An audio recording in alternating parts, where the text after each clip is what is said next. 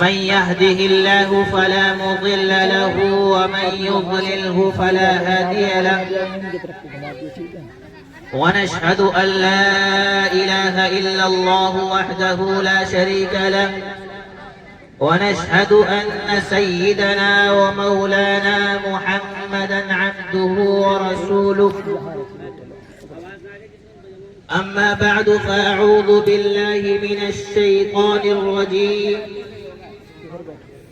من عمل صالحا من ذكر أو أنثى وهو مؤمن فلنحيينه حياة طيبة. وقال النبي صلى الله عليه وسلم إن في الجسد مضغة إذا صلحت صلح الجسد كله وإذا فسدت فسد الجسد كله ألا وهي القلب. صدق الله العظيم.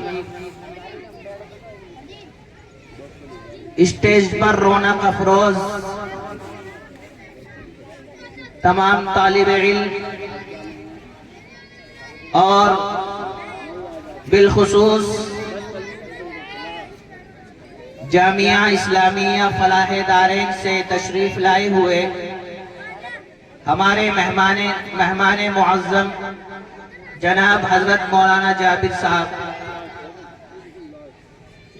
اور میری ماں اور بہنیں،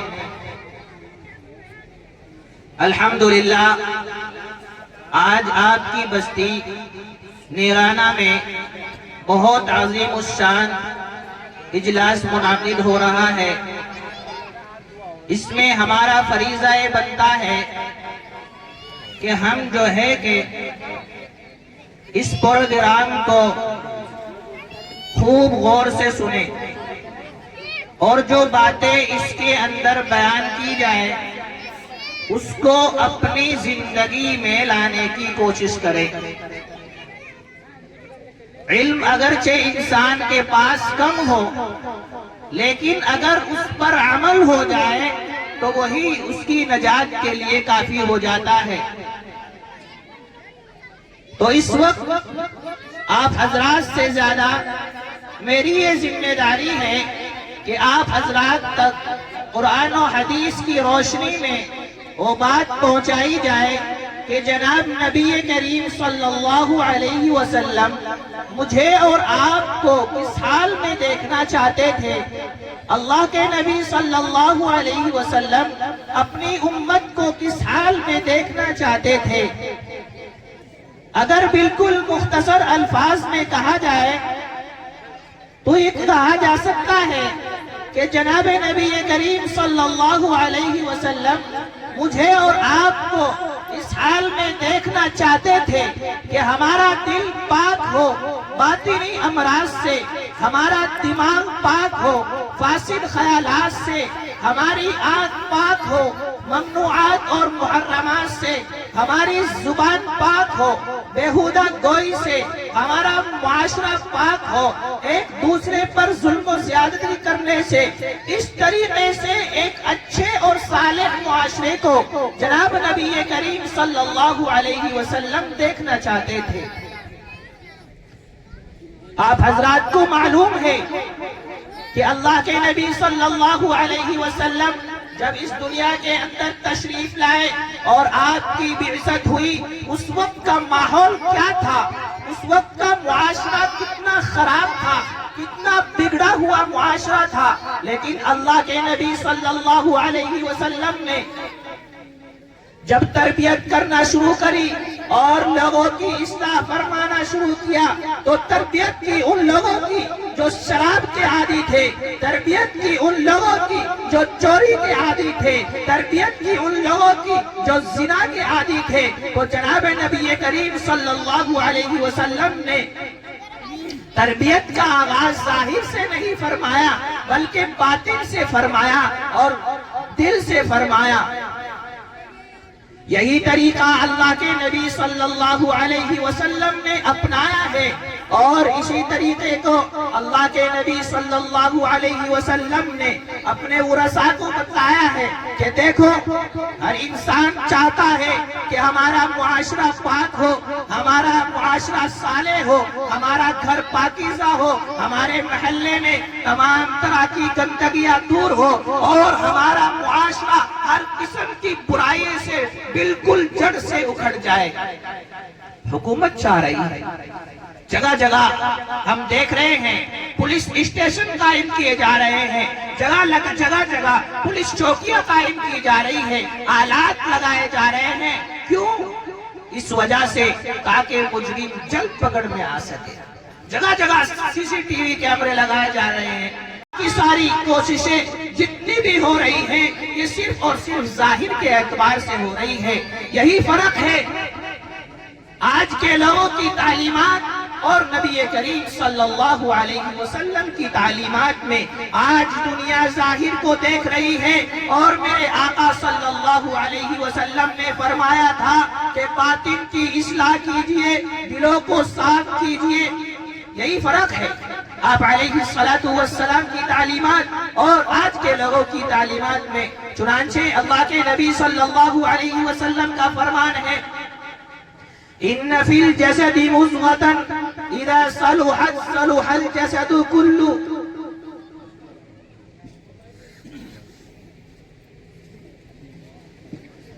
ان فی الجسد مضغۃ اذا صلحت صلح الجسد كله وَإِذَا فَسَدَتْ فَسَدَ الْجَسَدُ كُلُّهُ أَلَا وَهِيَ الْقَلْبُ۔ کہ لوگوں جس میں انسانی کے اندر ایک ایسا گوشت کا لوتھڑا ہے، ہر شخص اس گوشت کے لوتھڑے پر نظر رکھے۔ اگر اس کے اندر فساد آتا ہے، بگاڑ آتا ہے تو سمجھ لیجئے کہ جس میں انسانی سے صادر ہونے والے ہر اعمال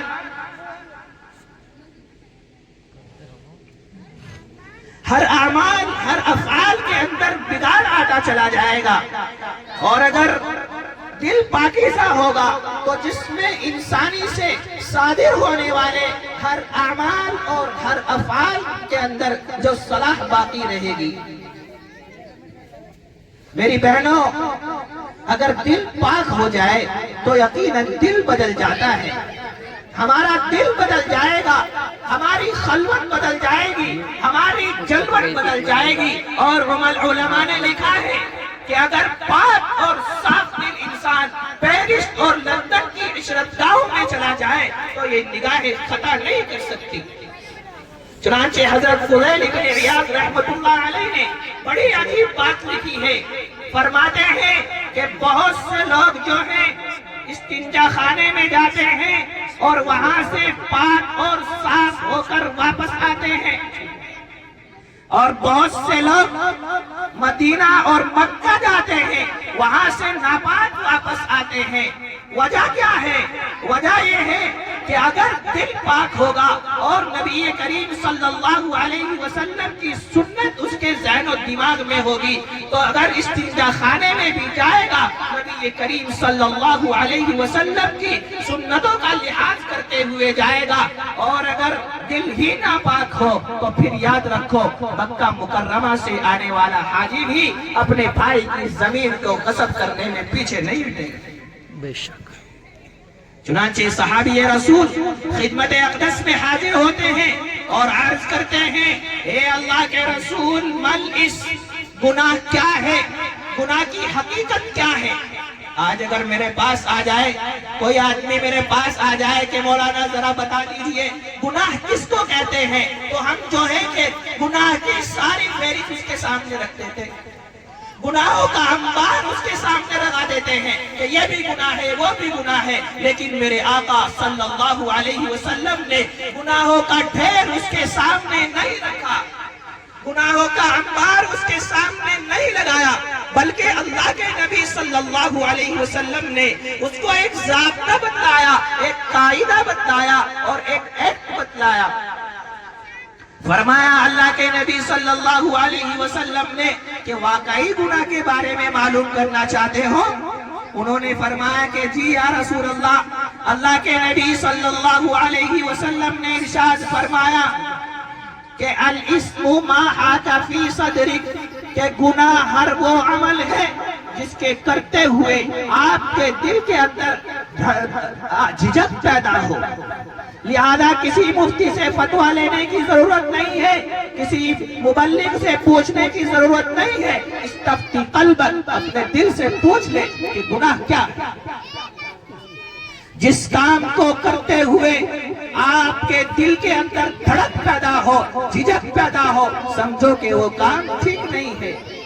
اللہ کے نبی صلی اللہ علیہ وسلم نے یہی طریقہ اپنایا ہے اور یہی طریقے سے، اسی طریقے سے اپنی امت کی اصلاح فرمائی ہے، صحابہ کے دلوں کو پاک کیا ہے، ان کے قلوب کو منور فرمایا ہے، تو کتنا صالح معاشرہ وجود میں آتا ہے۔ حضرت انس رضی اللہ تعالی عنہ فرماتے ہیں کہ جس وقت شراب کی حرمت نازل ہو رہی تھی، میں ابو طلحہ کے مکان پر شراب پلا رہا تھا، اچانک ایک صدا آتی ہے، ایک ندا آتی ہے۔ ابو طلحہ رضی اللہ تعالی عنہ فرماتے ہیں کہ انس، یہ کس چیز کی آواز آ رہی ہے؟ حضرت انس رضی اللہ تعالی عنہ باہر جا کر دیکھتے ہیں تو اللہ کے نبی صلی اللہ علیہ وسلم کی منادی کی طرف سے یہ اعلان ہو رہا ہوتا ہے کہ شراب حرام قرار دی گئی۔ چنانچہ حضرت انس رضی اللہ تعالی عنہ اللہ کے نبی صلی اللہ علیہ وسلم کے منادی کا یہ اعلان سن کر حضرت ابو طلحہ کے پاس پہنچ جاتے ہیں اور عرض کرتے ہیں، اے ابو طلحہ، اللہ کے نبی صلی اللہ علیہ وسلم کی منادی کی طرف سے یہ اعلان ہو رہا ہے کہ شراب حرام قرار دے دی گئی۔ چنانچہ اتنا سننا تھا، حضرت ابو طلحہ رضی اللہ تعالی عنہ نے فرمایا کہ شراب کے برتن اڑیل دیے جائیں اور گھر کے اندر شراب کا ایک قطرہ بھی باقی نہ رکھا جائے۔ میری ماں اور بہنوں، آپ غور کیجئے کہ اگر ان کی جگہ میں اور آپ ہوتے تو یقیناً دل کے اندر یہ خیال آتا، یہ خیال گردش کرتا اور اس طرح کے وساوس ہمارے دلوں کے اندر آتے کہ چلو کل کو چھوڑ دیں گے، پرسوں چھوڑ دیں گے، ترسوں چھوڑ دیں گے، لیکن نہیں، ان کا دل بالکل پاک اور صاف ہو چکے تھے، اس لیے چوں اور چراغ کی ذرہ برابر بھی گنجائش نہیں رہی ہے۔ آج حقیقت یہ ہے کہ ہمارے دلوں کے اوپر جو ہے زنگ آ گیا ہے، اور دلوں کا زنگ یہ ہے کہ ہمارے دل جو ہے خواہشات کا شکار ہو رہے ہیں۔ آج ہمارے دلوں کے اندر جو بات آتی ہے، من میں جو بات گردش کرتی ہے، ہمارا عمل اسی پر ہوتا ہے۔ اللہ کے نبی صلی اللہ علیہ وسلم نے جو طریقہ ہمیں دیا ہے، امت کو بتلایا ہے، اس پر ہمارا کوئی عمل نہیں ہے۔ چنانچہ صحابی رسول اللہ کے نبی صلی اللہ علیہ وسلم کی خدمت میں حاضر ہوتے ہیں اور عرض کرتے ہیں کہ اے اللہ کے رسول، دلوں کا زنگ کیسے دور کیا جا سکتا ہے؟ چنانچہ اللہ کے نبی صلی اللہ علیہ وسلم دو عمل کی نشاندہی فرماتے ہیں۔ چنانچہ فرماتے ہیں، پہلا عمل اللہ کے نبی فرماتے ہیں کہ اکثروا ہادم اللذات، کہ دیکھو موت کو کثرت سے یاد کیا کرو۔ جب ہم موت کو کثرت سے یاد کریں گے تو یقیناً دل کے اندر خدا کا خوف پیدا ہوگا، اللہ کا ڈر پیدا ہوگا، اور جب دلوں کے اندر اللہ کا ڈر پیدا ہو جائے، اللہ کا خوف پیدا ہو جائے، تو یقین جانیے ہماری یہ زبان جو ہے گناہ کی طرف نہیں چل سکتی، ہماری نگاہیں گناہوں کی طرف نہیں چل سکتی، ہمارے ہاتھ گناہ کی طرف نہیں اٹھ سکتے، ہمارے پیر گناہ کی طرف نہیں چل سکتے، اور دلوں کے اندر اللہ کا خوف اسی طریقے سے پیدا ہوتا چلا جائے گا، جبکہ ہر انسان کے پیش نظر یہ بات ہو کہ ایک دن اللہ کے یہاں جانا ہے، ایک دن قبر کی اندھیری میں جانا ہے اور اندھیری قبر میں سونا ہے، اور کل قیامت کے دن اپنے سارے اعمال کا حساب و کتاب دینا ہے۔ یقیناً اگر ہمارے دلوں کے اندر یہ بات آ جائے گی تو ہم گناہ نہیں کر سکتے۔ چنانچہ دوسرا عمل اللہ کے نبی صلی اللہ علیہ وسلم نے ارشاد فرمایا کہ اکثروا تلاوت القرآن، کہ قرآن کریم کی تلاوت کثرت سے کیا کرو، کیونکہ قرآن کریم کی تلاوت کا فائدہ یہ ہے کہ اس سے دلوں کا زنگ دور ہوتا ہے، آدمی ظاہری اور باطنی دونوں بیماریوں سے شفا یاب ہوتا ہے۔ آج یقیناً اپنے سینے پر ہاتھ لگا کر بتائیں، ہاتھ رکھ کر بتائیں کہ ہم میں سے اکثر حضرات بیمار رہتے ہیں، اس میں چاہے مرد ہو یا عورت ہو۔ کوئی آدمی ایسا نہیں ہے کہ جس کو روحانی یا جسمانی بیماری نہ ہو، لیکن ہمیں توفیق یہ نہیں ہوتی کہ لاؤ گھر کے اندر قرآن پاک کی تلاوت کا اہتمام کر لیا جائے۔ ڈاکٹروں کے پاس جائیں گے، 1000-1500 روپے فیس دیں گے، لیکن ہمیں یہ توفیق نہیں ہوتی لاؤ گھر کے اندر قرآن پاک کی تلاوت کا اہتمام کر لیں۔ ارے قرآن پاک کی تلاوت سے دلوں کا زنگ دور ہوتا ہے، آدمی ظاہری اور باطنی بیماری سے شفا یاب ہوتا ہے۔ آج ساری ذمہ داری جو ہے مردوں کی نہیں ہے، جتنی ذمہ داری اصلاح معاشرہ میں مردوں کی ہے اتنی ہی ذمہ داری میری ماں اور بہنیں آپ کی ہیں۔ پہلے عورتیں اسلام کی طرف اس طریقے سے راغب ہوا کرتی تھی کہ خواجہ بایزید بستانی رحمت اللہ علیہ کے بارے میں آتا ہے، جب وہ بچپن کے اندر یتیم ہو گئے،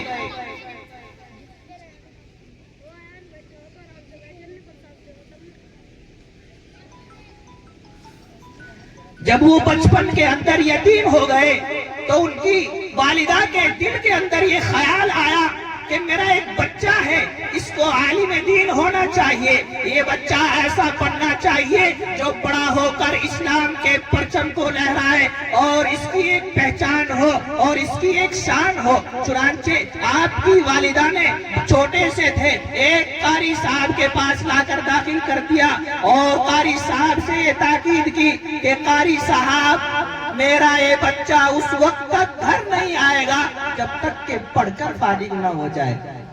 کون تھے؟ چنانچہ قاری صاحب نے جو ہے خواجہ بایزید بستانی رحمت اللہ علیہ کو پڑھانا شروع کیا۔ اللہ تبارک و تعالیٰ نے ایسی ذہانت سے نوازا تھا کہ ایک ہی دن کے اندر ہفتوں کا سبق سنا ڈالا۔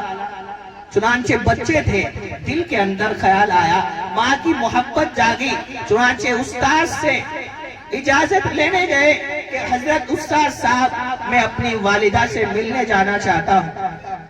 چنانچہ استاد صاحب نے بھی اجازت دے دی۔ تو جب گھر کے دروازے پر پہنچے اور دروازے پر پہنچنے کے بعد آپ نے دستک دی اور کنڈا کھٹکھٹایا، اندر سے آواز آئی، کون؟ چنانچہ فرمایا، بایزید بستانی کہتے ہیں کہ میں بایزید، والدہ کا جواب سنیے، والدہ نے کیا کہا کہ کون بایزید؟ میرا بیٹا بھی ایک بایزید ہے جس کو میں قاری صاحب کے پاس چھوڑ کر آئی ہوں کہ جب میرا بچہ پڑھ لے گا، فارغ ہو جائے گا، جب گھر آئے گا۔ چنانچہ اتنا سننا تھا، خواجہ بایزید بستانی رحمت اللہ علیہ پیچھے ہٹے، واپس مدرسہ گئے اور پڑھ کر فارغ ہو کر ہی گھر آئے۔ اسی طریقے سے خواجہ معین الدین چشتی رحمت اللہ علیہ کے بارے میں آتا ہے کہ جب بنگال کے اندر ان کے ہاتھ پر بہت سارے لوگوں نے بیعت کی اور بہت سارے لوگوں نے جو ہے کہ ان کے ہاتھ پر اسلام قبول کیا، تو جب گھر کے اندر داخل ہوئے تو چہرے میں بڑی بشاشت تھی۔ آپ جانتی ہیں ماں جو ہے اپنے بچے کا چہرہ پڑھ لیتی ہے، چہرہ شناس ہوتی ہے، وہ جانتی ہے کہ میرے بچے کے دل کے اندر کیا چل رہا ہے، آئے پریشانی میں ہے یا خوشی میں ہے۔ چنانچہ خواجہ معین الدین چشتی رحمت اللہ علیہ جب گھر کے اندر داخل ہوئے تو چہرے پر پوری طرح بشاشت تھی۔ ماں نے فرمایا کہ بیٹا کیا بات ہے، آج آپ بڑے خوش نظر آ رہے ہو، کیا بات ہے؟ بچے نے جواب دیا کہ ماں آج خوش کیوں نہ ہو، آج میرے ہاتھ پر بنگال کے اندر بہت سارے لوگوں نے بیعت کی ہے اور بہت سارے لوگوں نے میرے ہاتھ پر اسلام قبول کیا ہے۔ ماں نے جواب دیا کہ بیٹا اس کے اندر تیرا کمال نہیں ہے بلکہ اس کے اندر میرا کمال ہے۔ ماں نے بچے نے فرمایا کہ ماں یقیناً آپ کا کمال ہے لیکن آخر وجہ کیا ہے؟ چنانچہ ماں نے جو جواب دیا، میری مائیں اور بہنیں آپ اس کو ذرا دھیان سے سنیں۔ ماں نے جواب دیا کہ بیٹا بچپن سے لے کر جب تک میں نے تمہیں دودھ پلایا کبھی بغیر وضو کے دودھ نہیں پلایا۔ یہ وہ مائیں تھی جن کی گود میں اسلام پلتا تھا، انہی گودوں میں انسان نور کے سانچے میں ڈھلتا تھا۔ میری مائیں اور بہنیں آج ہمیں اتنی فرصت کہاں ہے؟ کہاں ہم اپنے بچے کو جو ہے دودھ پلاتے ہیں، باوضو ہو کر کیسے دودھ پلاتے ہیں؟ آج ہمیں اتنی فرصت نہیں ہے، بلکہ حالات یہاں تک ہے۔ پہلے ایسا ہوتا تھا کہ ماں جو ہے اپنے بچے کو سوکھے میں سلایا کرتی تھی اور اپنے آپ گیلے میں سوتی تھی، لیکن آج اس کا الٹا ہو رہا ہے۔ آج بچہ جو ہے وہ ڈائپر پہن کر ساری رات تڑپتا رہتا ہے اور ماں کو ذرا پرواہ نہیں ہوتی۔ حالات یہاں تک پہنچ چکے ہیں کہ موبائل جو ہے جو ہمارے پاس ہے اس نے حالات اتنے خراب کر دیے ہیں کہ آج ماں جو ہے فیس بک کی دیوانی بنی ہوئی ہے، انسٹاگرام کی دیوانی بنی ہوئی ہے اور اسی طرح سے رات میں لیٹ کر طرح طرح کے ایپوں پر مصروف ہے اور کوئی خبر نہیں ہے۔ بچہ بیڈ سے گر جاتا ہے، ماں موبائل میں مصروف ہے، کوئی خبر نہیں ہے۔ روٹی جل جاتی ہے، ماں کو کوئی خبر نہیں ہے۔ دودھ ابل جاتا ہے، ماں کو کوئی خبر نہیں ہے۔ حالات یہاں تک پہنچ چکے ہیں۔ میری مائیں اور بہنیں ہمیں توجہ کرنے کی ضرورت ہے۔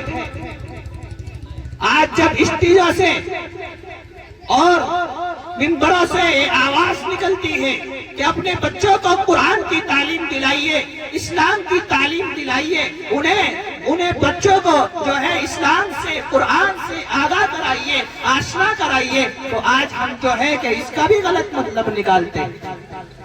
بہت سے لوگ یہ سمجھتے ہیں کہ مولانا جو منبروں سے اور اسٹیجوں سے آواز دیتے ہیں ان کا مطلب یہ ہوتا ہے کہ ہرگز ہم اپنے بچوں کو عصری تعلیم نہ دیں، اپنے بچوں کو انجینئر اور ڈاکٹر نہ بنائے، ٹیچرز نہ بنائے۔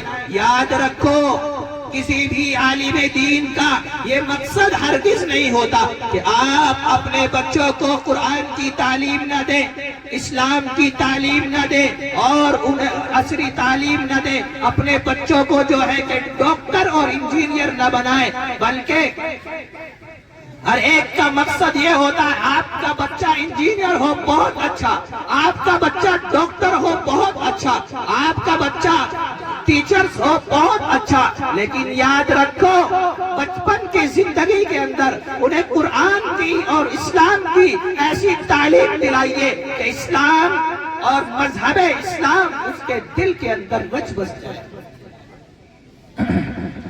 تمام میں اپنی ماؤں بہنوں سے، خواتین اسلام سے یہ گزارش کر رہا ہوں، یہ اعلان کیے دیتا ہوں کہ جو اب تک پروگرام میں شامل نہیں ہوئی ہے، گھروں میں بیٹھ کر کے سن رہی ہے کہ بھئی آواز تو آ رہی ہے، کیا ضرورت ہے جانے کی؟ یہاں پر انوار و برکات اللہ رب العزت کی خاص رحمت نازل ہوتی ہے دینی پروگراموں پر، تو آپ یہاں تشریف لے آئیں۔ اور اسی طریقے سے جو ہماری مائیں بہنیں بیٹھی ہوئی ہے پنڈال میں، متوجہ ہیں، اچھی طریقے سے باتوں کو سماعت کر رہی ہے، ان سے میری گزارش یہ ہے کہ آپ کے آس پاس میں جو بچے شور مچا رہے ہیں، آواز کر رہے ہیں، ان کو خاموش کریں، کیونکہ بہت قیمتی نصیحتیں، بہت قیمتی گفتگو حضرت مفتی عبدالمالک صاحب دامت برکاتہم العالیہ کے ذریعے آپ تک پہنچ رہی ہے۔ یقیناً یہ زندگی کا بہت اہم ترین لمحہ ہے، نہ جانے یہ گفتگو کل ملے یا نہ ملے، اس لیے آپ خاموشی کے ساتھ، توجہ کے ساتھ میں حضرت والا کے بیان کو سماعت کریں۔ اور انشاءاللہ 3:45 بجے تک پروگرام کو سمیٹ لیا جائے گا، اس لیے جو باقی ہے وہ جلدی کر کے تشریف لے آئے۔ بھئی جہاں تک میری آواز پہنچ رہی ہو، ان سب مائیں اور بہنوں سے میری گزارش ہے کہ آج آپ کی بستی، آپ کا محلہ اور آپ کے گاؤں میں یقیناً ایک عظیم الشان اجلاس منعقد کیا ہے، اور اس اجلاس کا خاص مقصد یہی ہے تاکہ ہماری مائیں اور بہنوں کے اندر بھی تعلیمی بیداری پیدا ہو، اور ہم آپ بھی جو ہے کہ اپنے بچوں کو قرآن کی اور اسلام کی تعلیم دے۔ آج حالات اس طریقے کے ہیں، ہر آدمی پریشان ہے کہ بچہ بات نہیں مانتا اور طرح طرح کے عیبوں میں مصروف ہے، کوئی سگریٹ کا عادی ہے تو کوئی شراب کا عادی ہے، کوئی جوئے کا عادی ہے۔ اس کی حقیقی وجہ یہ ہے کہ ہم نے اپنے بچوں کو قرآن کی اور اسلام کی تعلیم نہیں دی۔ اگر ہم اپنے بچوں کو قرآن کی اور اسلام کی تعلیم دیتے تو یقیناً ہمارا بچہ کبھی سگریٹ نہ پیتا، ہمارا بچہ کبھی شراب کا عادی نہ بنتا، ہمارا بچہ زنا کا عادی نہ بنتا، اور طرح طرح کے عیوب جو ہمارے بچوں کے اندر پائے جاتے ہیں، اس کی اصل وجہ یہ ہے کہ آپ نے بچپن کی زندگی میں اس کو قرآن کی اور اسلام کی تعلیم نہیں دی۔ قرآن کی اور اسلام کی تعلیم اگر دیتے تو یقیناً آپ کا بچہ ایک عالم دین بنتا، اور ایسا اچھا عالم بنتا کہ دنیا اس کو دیکھتی، اس بچے کا نام بھی روشن ہوتا، آپ کا نام بھی روشن ہوتا۔ اگر آج بھی چاہتے ہیں کہ آپ کا بچہ صحیح راستے پر آ جائے، سیدھے راستے پر آ جائے، وہ راستہ اختیار کر لے جو اللہ کے نبی صلی اللہ علیہ وسلم نے مجھے اور آپ کو دیا ہے، تو یقیناً آج بھی حالات بدل سکتے ہیں۔ اگر یہی راستہ اختیار کیے رہے جو چل رہا ہے تو یقیناً آگے جو ہے حالات اس سے بھی بدتر آنے والے ہیں۔ تو آپ اپنے بچوں کو قرآن کی تعلیم دلائیے، بچپن کے اندر قرآن کی تعلیم دلائیے، یہاں تک کہ جب آپ کا بچہ بڑا ہو کر انجینئر بنے اور انجینئر بن کر کسی آفس میں بیٹھے تو آپ کے بچے کے چہرے سے یہ معلوم ہو کہ یقیناً یہ دین کا سپاہی ہے، یہ اس باپ کا فرزند ہے، اس ماں کا لخت جگر ہے جس ماں نے اس کی صحیح تربیت کی ہے۔ اور جب لوگ آپ کے اس بیٹے کو دیکھے یا آپ کی اس بیٹی کو دیکھے تو یقیناً خواہش کرے، تمنا کرے، آرزو کرے کہ کاش میرا بیٹا بھی ایسا ہی ہوتا۔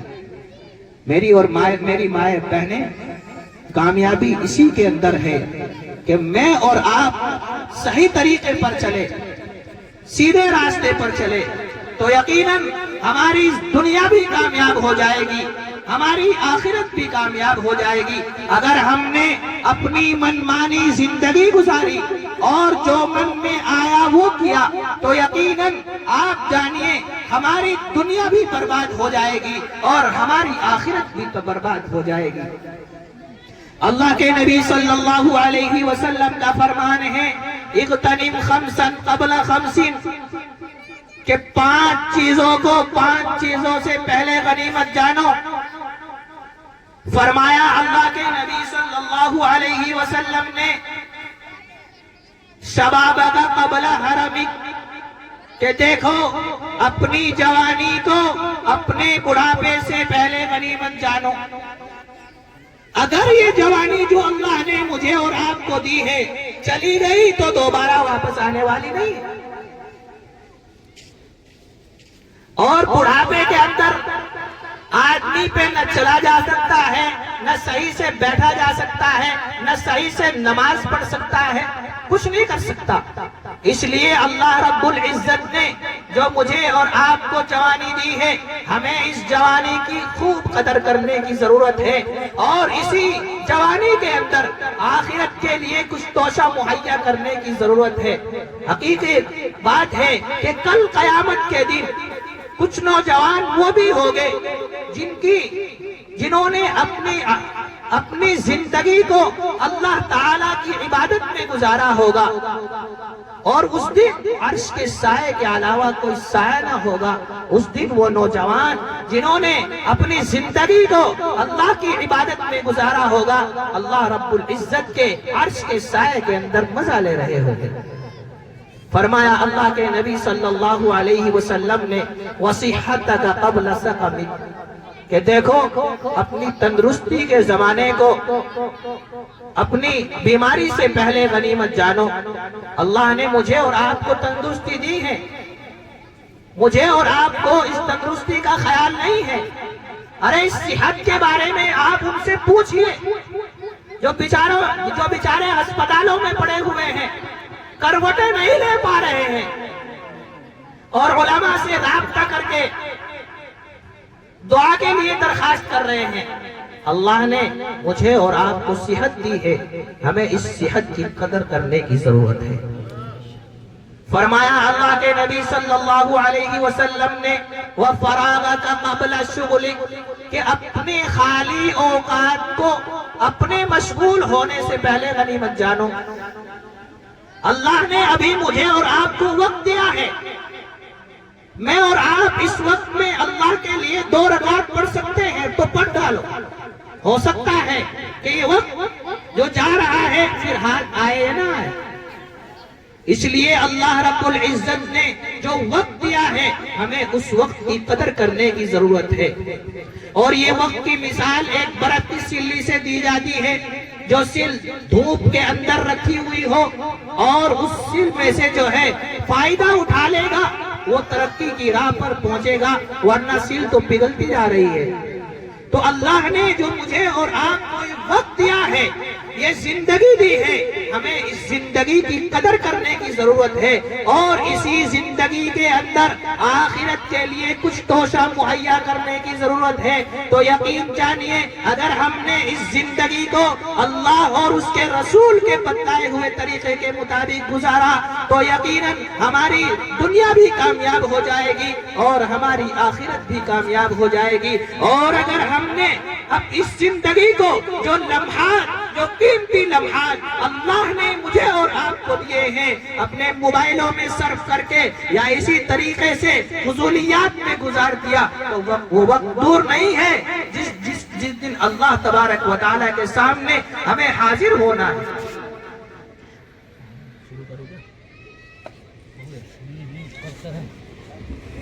اس لیے میری مائیں اور بہنیں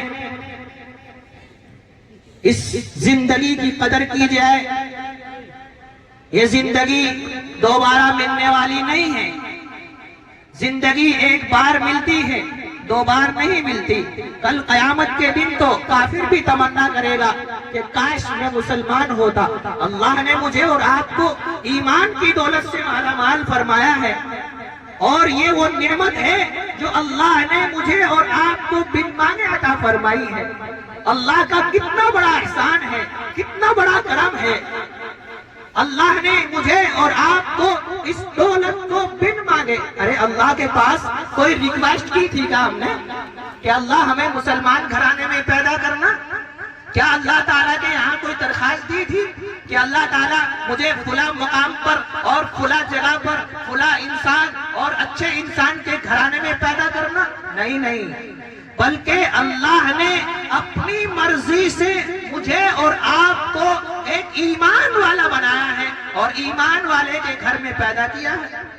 تو اللہ کا کتنا بڑا احسان ہے۔ یقین جانیے اگر ساری زندگی ہم جو ہے اس کا شکر ادا کرتے رہے تو ہم سے شکر ادا ہونے والا نہیں، لیکن بہرحال شکر ادا کرنا چاہیے۔